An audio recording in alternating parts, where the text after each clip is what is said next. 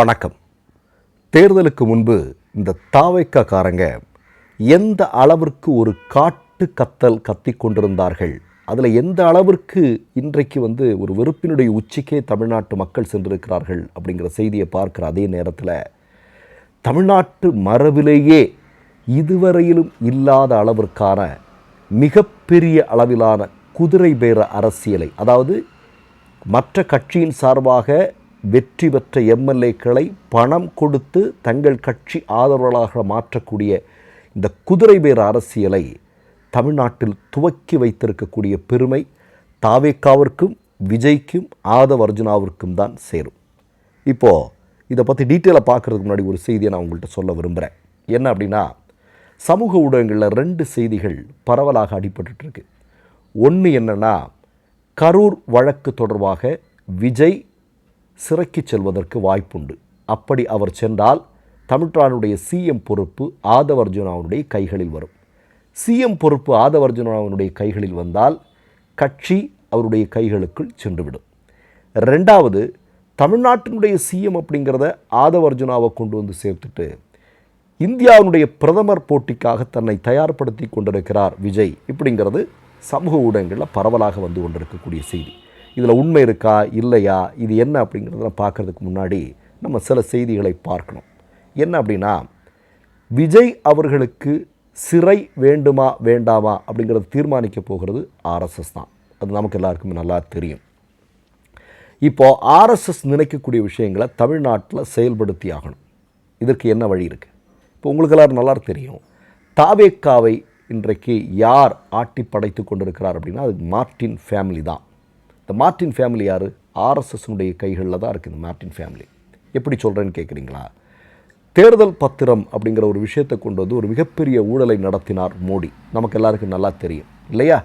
அப்படி பல 1000 கோடி ரூபாய் ஊழல் செய்தது யார்கிட்ட பணம் வாங்கினார் அப்படின்னு நீங்கள் பார்த்தீங்கன்னா, மார்ட்டின் குடும்பத்திட்டிருந்த அதிகமான பணத்தை மோடி கட்சி பெற்றுக்கொண்டது அப்படிங்கிறது எல்லாருக்குமே தெரியும். கணக்குகள் வரைக்கும் இருக்குது.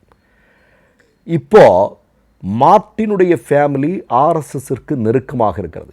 மார்ட்டினுடைய ஃபேமிலியை சார்ந்த ஒரு நபர் லீமா ரோஸ், உங்களுக்கு எல்லோரும் நல்லா தெரியும். இந்த லீமா ரோஸ் என்ன பண்ணுறாங்க, எந்த கட்சியினுடைய பெரிய பின்புலம் இல்லை, ஒரு களத்தில் இறங்கி வேலை பார்த்ததில்லை, எதுவுமே தெரியாது. அந்த அம்மையாருக்கு எடப்பாடி உடனடியாக சீட்டு கொடுத்தார். இன்றைக்கி அவர் அனுபவித்து கொண்டிருக்கிறார். அது வேறு. நான் என்ன கேட்குறேன், லீமா ரோஸ் போட்டியிட்ட தொகுதியில் ஒரு வாக்காளருக்கு 25,000 ரூபாய் வரையிலும் கொடுக்கப்பட்டது அப்படிங்கிற செய்திகள் சமூக ஊடகங்களில் வந்தது. உங்களுக்கெல்லாம் நல்லா தெரியும். இப்போ அந்த அளவிற்கு பண மூட்டைகள் இருக்கக்கூடிய ஆட்கள், இந்த மாதிரியான குரூப்பை தான் ஆர்எஸ்எஸ் விரும்புது. எப்போதுமே ஆர்எஸ்எஸ் இந்த மாதிரியான ஆட்களைத்தான் சுற்றி வளைத்து கையில் வச்சுருப்பாங்க. உங்களுக்கு தெரியும், வாஷிங் மிஷின் ஒன்று வச்சுருக்காங்க இல்லையா? இப்போ ஆம் ஆத்மியினுடைய 7 எம்பிக்கள் எல்லாமே பெரும் பணக்காரர்கள். அவங்கள தான் சாக்கு போட்டு உள்ளே பிடிச்சிக்கிறது. இதைத்தான் அரசு செய்து. அப்போது இந்த இடத்துல நீங்கள் பார்க்க வேண்டியது Aadhav Arjuna, Lima rose, Martin குடும்பம், இவர்களை வைத்து தமிழ்நாட்டில் ஒரு மிகப்பெரிய குதிரை பேர அரசியல் நடந்துகிட்ருக்கு. இது எதற்காக அப்படின்னா, பதவியில் ஏறி 15 நாட்கள் ஆகலை, தமிழ்நாட்டினுடைய சட்ட ஒழுங்கு எவ்வளோ பெரிய பிரச்சனையாக இருக்குது அப்படிங்கிறது தெரியும். ஆனால் அதையெல்லாம் தாண்டி மாநில உரிமைகள்லேயே மிகப்பெரிய அளவில் பிரச்சனை வரும்ன்ற மாதிரியான செய்திகள் வருது. ஒன்றை சொல்கிறேன் நான், தமிழ்நாட்டினுடைய பல்கலைக்கழகத்தினுடைய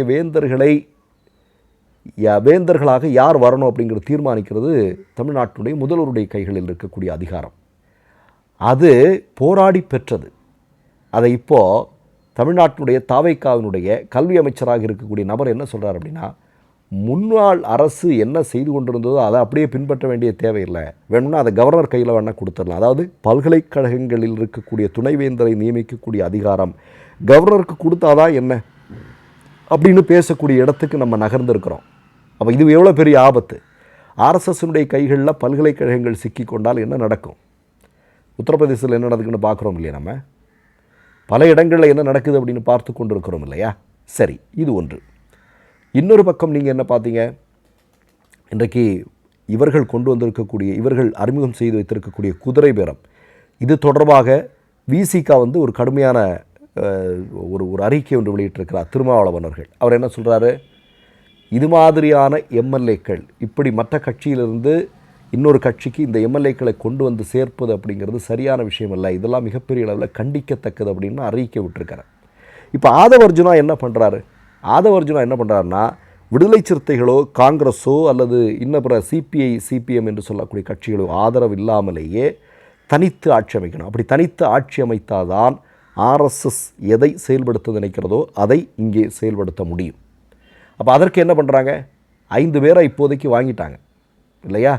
இன்னும் எத்தனை பேர் வேணும்? இன்னும் ஒரு 5 பேர் தேவைப்படுறாங்க. 5 பேர் அதை எப்படி 15 நாட்கள் கையில் போட்டிருக்கக்கூடிய மை அழிவதற்கு முன்பே இவ்வளோ பெரிய பேரம் நடந்திருக்கிறது. அப்போ இன்னும் சில நாட்களில் அதெல்லாம் நடந்து அரங்கேறிடும், அதெல்லாம் நமக்கு தெரியுது. அப்போது இவர்கள் தனித்து ஆட்சி அமைப்பதற்கான எம்எல்ஏக்களை பிடுங்குவது, இது மாதிரியான வேலைகள். இது நான் என்ன கேட்குறேன்னா, மற்ற கட்சியை சார்ந்தவர்கள் திமுகவில் வந்திருக்காங்க, இன்னொரு கட்சியை சார்ந்தவங்க அதிமுக போயிருக்கிறாங்க. ஆனால் இவ்வளவு தேர்தல் முடிவுகள் வந்து இவ்வளவு குறுகிய காலகட்டத்தில் தமிழ்நாட்டு அரசியலில் இப்படிப்பட்ட ஒரு விஷயம் நடந்திருக்கா அப்படின்னா ஒருபோதும் நடந்ததில்லை. அதான் ரொம்ப ரொம்ப முக்கியமான விஷயம். அப்போ இதை வேகமாக திரைமறைவிலிருந்து ஆர்எஸ்எஸ் இதை செய்து கொண்டிருக்கிறார்கள் அப்படிங்கிறதா உண்மை. ஏன் நான் சொல்கிறேன் அப்படின்னா, 2029 ஒரே நாடு ஒரே தேர்தல் வரப்போகிறது. இன்னமும் தாவேக ஆட்சியினுடைய ஆயுள் அப்படிங்கிறது 2 வருடம் தான். இந்த 2 வருடத்திற்குள்ள ஒட்டுமொத்தமாக தமிழக அரசியலினுடைய போக்கையே மாற்றி அமைக்க வேண்டும் என்பது ஆர்எஸ்எஸ்னுடைய திட்டம். அதுக்காக அது என்னெல்லாம் பண்ணணுமோ அதையெல்லாம் செய்யும். அதை செய்யக்கூடிய வகையிலான ஒரு அரசாகத்தான் தாவேக இருக்கிறது அப்படிங்கிறதா உண்மை. ஏன்னா கரூர் விவகாரம் தொடர்பான விஷயங்கள் இன்றைக்கு ஆர்எஸ்எஸ்னுடைய கைகளில் இருக்குது, அமித்ஷாவுடைய கைகளில் இருக்குது. சரியா? ஆதவர்ஜுனா நமக்கு எல்லாருக்குமே நல்லா தெரியுது, ஒரு பக்காவான ஒரு ஹிந்துத்துவ ஐடியாலஜியை தமிழ்நாட்டில் செயல்படுத்துவதற்காக துடித்து கொண்டிருக்கக்கூடிய ஒரு ஆர்எஸ்எஸ்னுடைய ஏஜெண்ட் மாதிரி தான் நமக்கெல்லாம் படுது. அது தமிழ்நாட்டு மக்களை ஒத்துக்கொள்வார்கள் இல்லையா? அவருடைய செயல்பாடு எல்லாமே அப்படி தான் இருக்குது. இப்போ இன்னொரு விஷயம் நம்ம பார்க்கணும். இன்றைக்கு வந்து அதிமுகவில் 5 பேர் இந்த இடத்துக்கு வந்துட்டாங்க, மீதி பேர் வரல. இப்போ எடப்பாடி கூட போய் சேர்ந்துட்டாங்கன்னு சொல்கிறாங்க. ஆனால் அதுக்கு உள்ளாடி இருக்கக்கூடிய அரசியல் என்ன? இன்றைக்கி கூட அவர்களுக்கு விதிக்கப்பட்ட கெடு முடிஞ்சிருக்கு. இன்றைக்கி அவங்க ஒத்துக்கலை அப்படின்னா அவர்கள் தேர்தலில் போட்டியிட்டு வெற்றி பெற்ற எம்எல்ஏ பதவியே இருக்காது. இப்போ அமைச்சர் பதவிக்கு ஆசைப்பட்டு தான் அங்கே ஓடினாங்க. ஆனால் இன்றைக்கி போய் எடப்பாடியுடைய காலில் சரண்டர் ஆகலை அப்படின்னா இந்த 5 பேருடைய எம்எல்ஏ பதவியே போயிடும். அந்த அளவுக்கு மிகப்பெரிய சிக்கல் இருக்குது. அதனால தான் போய் சேர்றாங்க. ஏதோ நல்லவங்க ஆகிட்டாங்க, அதில் லீமா ரோஸ் எல்லாம் நல்லவங்க ஆகிட்டாங்க, இந்த எஸ்பி வேலுமணி நல்லவங்க ஆகிட்டாங்க, சண்முகம் போகலைன்னு சொல்கிறாங்க. இந்த குரூப்பெல்லாம் நல்லவங்க ஆகிட்டாங்கன்னா யாராவது நம்புவாங்களா? நம்ப போகிறதில்ல. அவங்க போனதுக்கான காரணம் இதுதான். இல்லைனா அவர்கள் வெற்றி பெற்ற அந்த எம்எல்ஏ பதவி கூட போயிடும். அதனால் இருக்கக்கூடிய நாட்களில் என்னென்னா, இந்த வேலைகள் தொடர்ந்து நடக்கும். இந்த வேலைகளை தொடர்ந்து நடத்தி கொண்டிருப்பது அப்படிங்கிற மார்டின் அண்ட் ஃபேமிலி, இந்த குரூப்பு தான் இதை செஞ்சிட்ருக்கிறாங்க. இது தமிழ்நாட்டு அரசியல், தமிழ்நாட்டு பிள்ளைகளுடைய எதிர்காலத்தையே அதாவது நமக்குன்னு ஒரு பாரம்பரியம் இருக்குது, நமக்குன்னு ஒரு மரபு இருக்குது இல்லையா? திராவிட அரசியல் அப்படிங்கிறது இந்தியாவிற்கான வழிகாட்டி அது இல்லையா? எந்த காலத்திலும் அது வழிகாட்டியாக இருந்தது. அது நாம் அனுபவித்து கொண்டிருக்கிறோம். நம்மளுடைய அடுத்த தலைமுறை அனுபவிக்க முடியாமல் ஒரு மிகப்பெரிய அளவிலான பல்வேறு திட்டங்களை ஆர்எஸ்எஸும் இதே இந்த தாவேகாவில் இருக்கக்கூடிய ஆதவர்ஜுனா, அதிமுக இருக்கக்கூடிய லீமா ரோஸ் இந்த குரூப் செஞ்சிட்ருக்கிறாங்க அப்படிங்கிறதா உண்மை. மற்றொரு நிகழ்வில் சந்திப்போம். நன்றி, வணக்கம். 3 யூடியூப் சேனல்கள் வியாபாரத்திற்கு இருக்கிறது. தேவைப்படுபவர்கள் இந்த எண்ணுக்கு தொடர்பு கொள்ளுங்கள். மை நேம் இஸ் ரெட் சேனலை சப்ஸ்கிரைப் பண்ணிக்கோங்க. அதுக்கப்புறமா பக்கத்தில் இருக்கிற ஜாயின் பட்டனை கிளிக் பண்ணீங்கன்னா ஒரு நியூ பேஜ் ஒன்று ஓப்பன் ஆகும். அதுலேயும் ஜாயின் பட்டனே கிளிக் பண்ணிக்கோங்க. அதில் பார்த்தீங்கன்னா credit R debit card options இருக்கு. இதில் உங்களுக்கு விசா, மாஸ்டர் கார்டு, ரிப்பே அப்படின்னு 3 ஆப்ஷன்ஸ் கொடுத்துருக்காங்க. அதில் நீங்கள் எந்த கார்டு சூஸ் பண்ணுறீங்களோ அந்த கார்டோட நம்பர் என்டர் பண்ணிக்கோங்க. அப்புறமா கார்டோட வேலிடிட்டி மந்த் அண்ட் இயரை டைப் பண்ணிக்கோங்க. அடுத்தபடியா உங்க கார்டோட பின்னால சிவிசி கோடுன்னு சொல்லிட்டு 3 நம்பர்ஸ் கொடுத்துருப்பாங்க. அந்த நம்பரை இதில் என்டர் பண்ணிக்கோங்க. அப்புறமா அட்ரஸ் அண்ட் இன்ஃபர்மேஷன் என்டர் பண்ணிட்டு பைங்கிற பட்டனை கிளிக் பண்ணிக்கோங்க. ஒருவேளை உங்க கார்டு நம்பர் இன்வாலிட்னு காமிச்சிச்சுன்னா உங்க கார்டுல இன்டர்நேஷனல் யூசேஜை எனேபிள் பண்ணுங்க.